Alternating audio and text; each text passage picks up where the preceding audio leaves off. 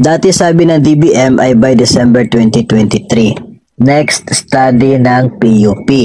Next, study ng WB. Ngayon, by June. Pag June, baka sa December naman ang bulahan. So, ito po ay tungkol doon sa issue ng increase, no, salary increase na sinabi po ng DBM recently na expected by June magtatapos yung kanila pong na-commission na study for the dito po sa possible na salary increase. Ang atin pong pwede masasabi dito sa ngayon, no, base po sa history nito pong salary increase na usapin na ito, totoo po yun na sinabi before ng DBM na possible by December kasi nga ito ay kanila pong ihahabol sa discussion for the 2024 budget. So yung target po nila nung una is by December or bago mag-end yung December magkakaroon na ng ng resulta para kasali siya sa 2024 budget. Pero nagkaroon ng problema sa procurement ng study. I guess that was with the PUP, no? Parang doon yung kanilang naging mag-conduct ng study. So dahil po mayroong problema sa procurement, hindi po nakapagsimula agad, no? Kaya sinabi nila na possible na hindi siya makakahabol sa 2024 budget deliberation dahil doon sa delay. So yun po yung issue ng December 2023 at doon po sa issue ng PUP. Yung issue naman po sa WB, ito pong World Bank, yun po ay sa study ng DepEd, partnership nila ng World Bank.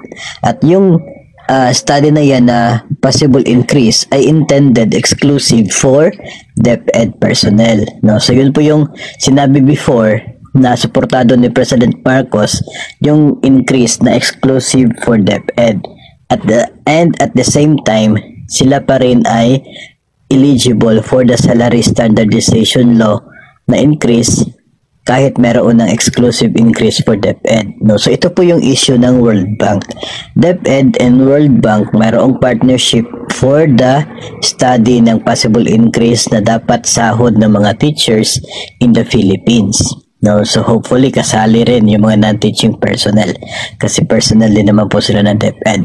So ito po, yung resulta doon, yun ang magiging basihan ni DepEd para sa kanyang proposal for an exclusive increase for the DepEd personnel. So yun po yung issue ng WB. Dito po sa DBM, ito ay for the government personnel, civilian government personnel. And we're not sure, no?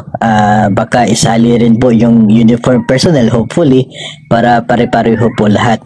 Pero madalas kasi in the past sa salary standardization law ay civilian personnel. Basta yung usapin sa DBM para po yan sa mga government personnel regardless of the agency. Hopefully kasali nga itong uniform personnel. Yung sa World Bank, DepEd, exclusive yun for DepEd. So ang sa atin dito ay mayroong dalawang possible increase if you are personnel of DepEd, particularly if you are a teacher. Now, kung mayroon na resulta si DBM at kung meron na dito po sa DepEd and World Bank, so kung saan dyan, parehong dalawa, pwede kang eligible. No? Yun ang pwedeng mangyari.